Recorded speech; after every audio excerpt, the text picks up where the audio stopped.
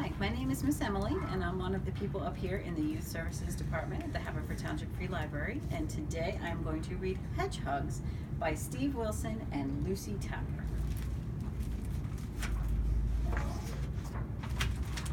Hedgehugs. Horace and Hattie are the very best of friends.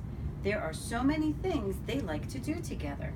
They like to search for four-leaf clovers in the meadow. They like to make daisy chains in the shade of the old oak tree.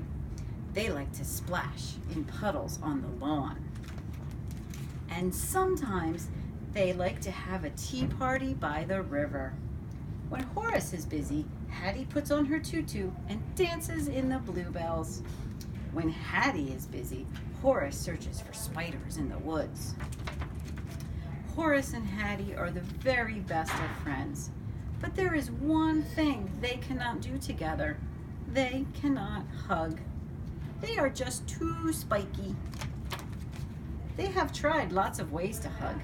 In the winter, they rolled in the snow until it covered all of their quills. But the hug was too cold. In the spring, they found some old hollow logs. Horace and Hattie squeezed inside, but the hug was too bumpy. In the summer, they stuck strawberries on their spikes, but the hug was too sticky.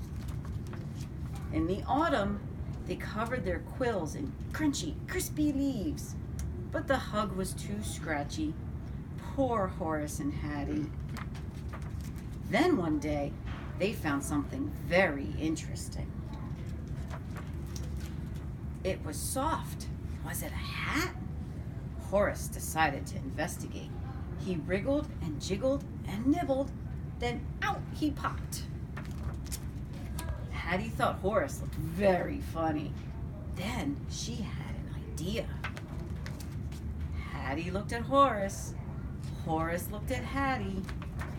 They moved closer and closer and closer until they hugged. The hug was just right. Not cold, not scratchy, not sticky, and not bumpy. It was warm and soft and cuddly and comfy. A perfect hedge hug. So the next time you see someone wearing mismatched socks, or if one of your socks goes missing, you know what it means. A hedge hug has happened. The end.